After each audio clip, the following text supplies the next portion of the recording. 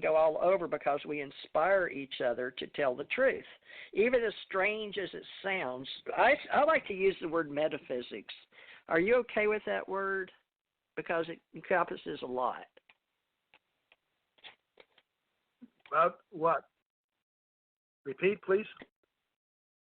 I was wondering if you were okay with using the word metaphysician, because I can go all over with you talking about data, and we're having a psychic fair and a health and wellness. We've incorporated under integrative medicine. You probably don't keep up with the government levels, even though you've been a paleontologist, but this is in UFO and alienology, because we're growing ufology and cryptozoology together with alienology and history and mythology, and the psychic side. The type you and I talk about, ET, ESP, seventh sense, right. That stuff. I haven't heard ESP How do you feel about used that? in a long time. Now today it's called telepathy, I guess. ESP is more encompassing, right? It doesn't just include telepathy; it includes a higher senses. Have you ever heard of a woman by the name of Nancy Dutartra? She calls herself the psychic warrior or something like that. She is a very well-known psychic. Wrote the book Psychic Intuition that I've been reading, and it's amazing her intuition and understanding of all of this. She's on Facebook. You can bring her up very quickly, and she will respond to you. She is very highly educated and done a lot of things in the psychic world. Worked for police departments and finding lost children and things like that. So she is somebody that I think that you need to talk to as well, because of her background and expertise in ESP and telepathy and everything like that. Well, that's a part of our ACO club. Can you hear me? Yes. Okay, ACO club will entail many tracks in our events, but we still don't know where we're going to have it in 2020 and who the teachers or the speakers or the panel discussions will involve. We're just putting together an event committee. If you'll go to acoassociation.com, folks, and want to get involved, you can join, whether you're in integrative medicine or body, mind, spirit, health, or spirituality. That's all part of our in folk life, anthropology, and then under anthropology comes folk life if you're going to University of Kentucky in Bowling Green.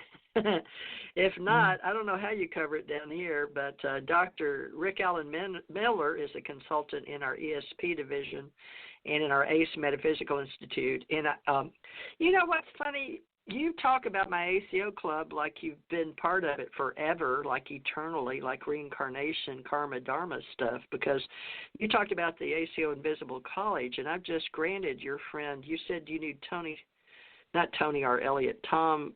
Sinisi, right? And Thomas Anthony right. Sinisi is Tommy Hawksblood by a different father, Hawksblood 1. And he has Adventures to the Strange. But he started here on TJ Mars ET Radio with Janet Carroll Lesson over bringing me the request by the ETs, I guess, to help them form Stargate to the Cosmos. Did you track him or that conference? It finally actually happened in October of 2018. My daughter was ill and I couldn't attend. But Ken R. Johnston did, and he is our representative now in Albuquerque for Stargate to the Cosmos, or at least, I think she signed that brand to Gloria Hawker for the meetup group there in Albuquerque. But did you track him, or can you give me any data on Thomas and your opinion of him, please? Tom, no, I can't, unfortunately. I'm not that familiar with him. But I mean, you're not talking about Tommy Sinisi, are you? Yes, I was wondering because I saw on the photograph. Oh, because yeah, Thomas Anthony Sinisi is. Yeah, right. Tommy He always Hawksblood. goes by Tommy. That's him. Yeah, Tommy Hawksblood. Right. I thought you were talking about somebody else. I'm sorry. I'm No, first met okay, Tommy. let's get that clear. All right. Let's get that clear, because you just brought up a very important part of communications one-on-one, even people like you or me familiar with ETs, is the fact that you can think you know someone or somebody by their given Christian name on this planet, or given name or on their birth certificate, versus their code name or handle or truck name or ham operator name, whatever you want to call it, versus their author name or their pen name. And I've had that on Facebook with a girl named Chant Hannah, which I shouldn't even give her the time of day on here because that's not her real name. But the point being with Facebook is they allow people to have and use other names that aren't really their names. So Tommy just had to have Hawksblood, but they still haven't gone after Chant Hannah.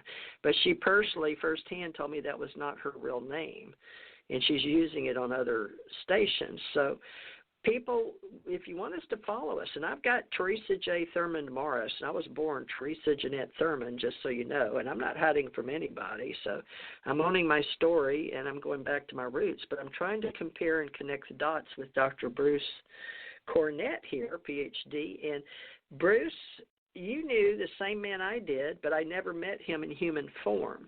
However, I have worked with him on this teaching for CT radio. I met Tommy if it's the same one. In 19. Pardon?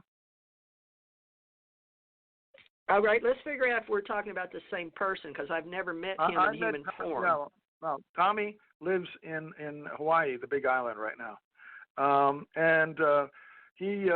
met him first in 1996 through another friend, and we went out into the field together, and we documented some extraordinary flyovers by the manta ray, one right after another. And we became close friends, and then he introduced me to Brian Williams, known as Sargell 18. And we all went together out to the so-called Vortex at Wanacue, New Jersey, and experienced a lot of paranormal activity, of portals opening up, strange creatures coming through the portal, being captured on photographs. And then in 1999, he and Brian Williams broke up, and I broke up with them, and we didn't communicate until just a couple of years ago, when I finally reconnected with Tommy. But by that time, he had moved out to Hawaii, and had his own radio show, which I thought was amazing. That he has taken that bend in his life, and he was telling me things he never talked about when we were out together in the field about his past lives. Although he said he had past lives, but he never got into detail. Now that seems to be the only thing he ever talks about is about his experience as a temple priestess who knew Mary Magdalene and Jesus. So I don't know. I don't know where Tommy's going with all of this. He wants to get the message straight, he says, about that the New Testament does not tell the true story about Jesus. But the problem is with that is that it's the story that is in the Bible is so ingrained within our religions and within people's minds that he's not going to be able to change anything in terms of people's attitude or belief systems. And that's the unfortunate part about it. I listen to him, and I'm amazed at what he says, and I tend to agree with him. I have a psychic sense that what he's saying is true, that he's not lying. So, but where do you go with information like that, TJ? When somebody says your sacred, cherished beliefs about God are untrue, I don't know. Yeah, I understand. Well, what I worked with him on, but I deleted the show Sunday, although it was his soul partner, Namgal's birthday, and she came on and just said consciousness is awareness. But another guy named Bruce, I don't know, I go through Tom's, now I'm going through Bruce's, Dr. Bruce Maccabee. Right, and there's Bruce Fenton, who's involved in anthropology and pushing human origins back to Australia, tens of thousands of years before any humans ever got into Africa. And he has a book called Into Africa, Theory of Human Evolution, which is quite amazing. I will put a plug in for him for that. And he lives with his wife in Australia, and they do a lot of anthropology down there. But his name is Bruce, too. And interestingly enough, now I'm running into a whole bunch of Ryans. Ryan Burns, Ryan Skinner, Ryan Sprague. They're all on the same page in Facebook. So this is fascinating that, names pop up. Yeah, they're similar. Well, yeah, I'd like to talk to you about that because I have Bruce down in the Philippines, and he helped me and Marta Thomas when we were forming Pyramidology, and going to give that a big plug because she, even though she was with MUFON as an investigator or a star investigator, which I never finished that story about Robert Bigelow coming in 2008 and wanting the files, right? But it happened to be mine, and I was just having ETs in my yard and at midnight. And as long as it was the good ones, I can usually fill them, but I wasn't sure because I was concerned about the black triangle with the red lights. I didn't know if it was the government, because we have those, or if it was another group that my husband and I weren't real fond of. They're researchers. And our people that look like us in the Allied Command and in the, I'm with the higher level extension of humanoids, all right? I guess you'd say Aryans. I don't know how to say that properly. But they're and I'm not prejudiced on this planet about the melanin. My God, that's the whole reason they have it, so they can work better in the sun. But and all these different genomes and different DNA, because my family's turning out to be part of the browning of America with my grandsons and granddaughters. Mixed race, black, Mexican, Indian, you name it. It's all mixed now down here in the South. I don't know about up north, but down here. So it's not about that, folks. Please don't get me wrong. The Indo-European or any of that we're known for in the ET business are the ones that look like us. But I did work with some Nordics. I'm not going to lie. I worked with some little T's, Grays, and, and when I was in the business, the name Semyase was a sign of respect. Like I was called that back in the days in Colorado and back in Tibet in my past life. So, when I met Tommy, I was Tara, and I used green, white, red, blue, you name it, depending on what I was flying around in Japan, but in Tibet. And so that was a past life. And so we were going over that. But other than that, I don't know I've ever met Tommy in human form. But now I've promoted him and marketed him, and he came on my radio show. And Janet did, too, to promote that Stargate to the Cosmos. But I completed that contract. Took me 7 years or 6. She did that in October 2018. So we had no written contract, just a mutual agreement. She would promote Ascension Center for me if I promoted Stargate to the Cosmos for her, right? It sounds like a nice agreement. So she still has ascensioncenter.net, and I don't know what she's going to do with it or give it to Tommy. But now, so we are talking about the same Tommy, because Tommy could get the franchise for my club. We're talking about it because he was helping run ACE Metaphysical Institute, Ace Folk Life, while she was running the Ascension Center, because they were on the same island, but they didn't get along, so they took separate islands with my franchise, TJ CT Radio.